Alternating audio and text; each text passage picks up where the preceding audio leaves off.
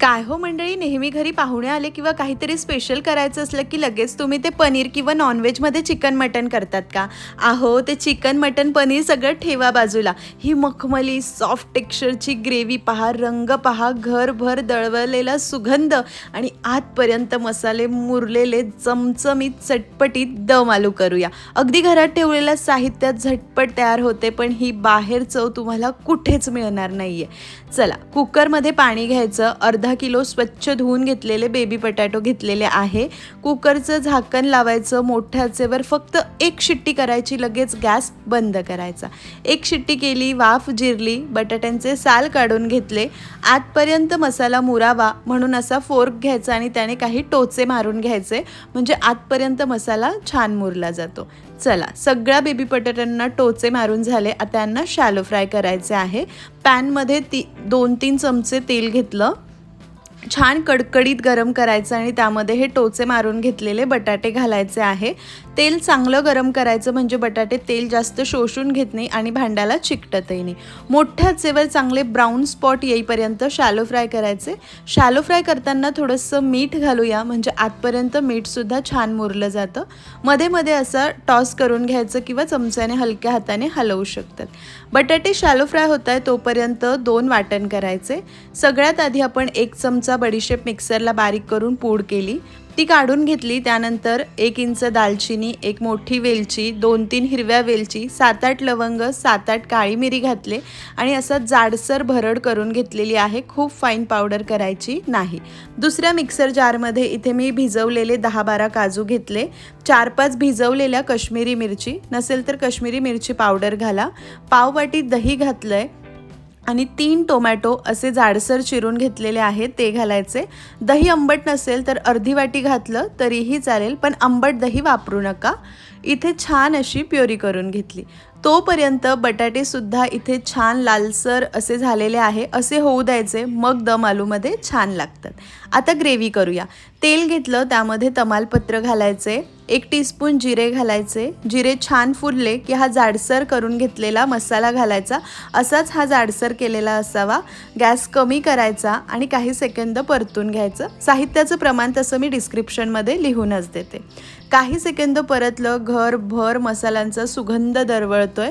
1 मोठ्या आकाराचा कांदा बारीक चिरून घेतलेला आहे, तो घालायचा. लहान असेल तर 2 कांदे घ्या. व्यवस्थित एकजीव केलं. 1 चमचा आलं लसूण पेस्ट घालायची आहे. 10-12 लसणीच्या पाकळ्या आणि 1 इंच आलं होतं. छान एकजीव करायचं आणि मध्यम ते मोठ्या आचेवर कांदा लालसर होईपर्यंत मस्त असा परतून घ्यायचा. कांदा इथे छान लालसर झालेला आहे. खूप डार्क ब्राऊन करू नका आणि कच्चा ठेवायचा नाही. गॅस कमी करायचा. अर्धा टीस्पून हळद, आपण तयार करून घेतलेली बडीशेपची पूड ही जरूर घाला, यानेच खरी चव येते. आणि चवीला तिखट असणारं लाल तिखट, कारण रंगासाठी मी बेडगी मिरच्या भिजवून वापरल्या आहे. 1 चमचा धनेपूड घालायची. गॅस कमी ठेवा, म्हणजे मसाले करपणार नाही. हलकं फुलकं याला काही सेकंद परतून घ्यायचं आहे. त्यानंतर आता लगेच तयार करून घेतलेली टोमॅटो, दही, काजूची प्युरी इथे आपल्याला घालायची आहे. रंग खूप सुरेख येतो भिजवलेल्या बेडगी मिरच्या घातल्यामुळे.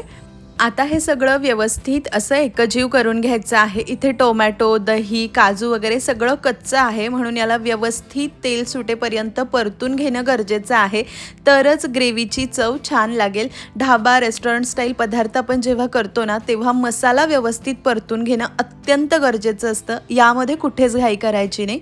थोडंसं पाणी मिक्सर जारमध्ये घोळवून यामध्ये घालते, कारण भरपूर फ्लेवर त्याला लागलेले असतात. आता हे सगळं छान एकजीव करायचं आणि कमी वर तेल सुटेपर्यंत परतायचं. असं चटचट उडत असेल तर झाकण ठेवून घ्यायचं. तर मंडळी 7 ते 8 मिनिटे मसाला छान परतला. मध्ये एकदा मी झाकण काढून मिक्स केलं होतं आणि कमालीचा रंग आलेला आहे आणि एकसंध हा मसाला झाला. अजिबात कांदा एकीकडे, पाणी एकीकडे असं काहीच झालेलं नाही. आता यामध्ये चवीनुसार मीठ घालायचं.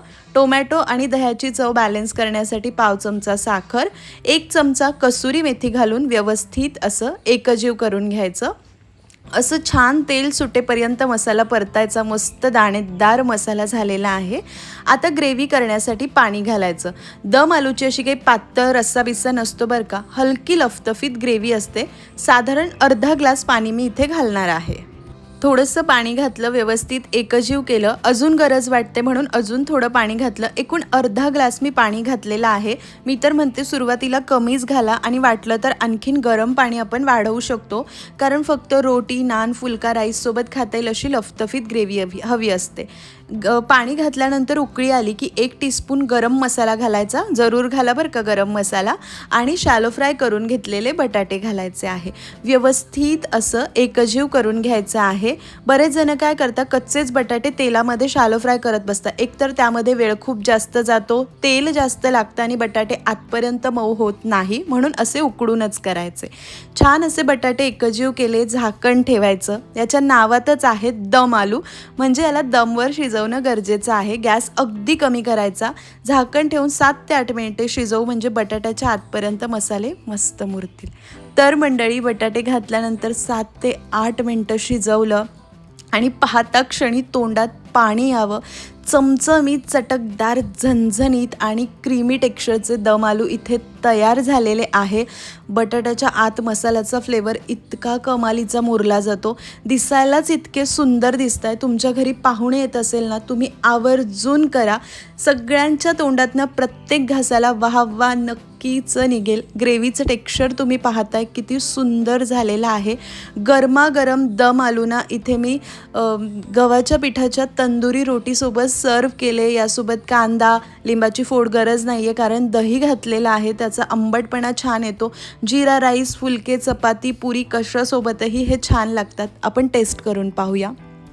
खरं सांगू ना मंडळी, याची चव ना शब्दात सांगणं शक्यच नाही आहे. याला ट्राय करायलाच हवं, इतकं अप्रतिम.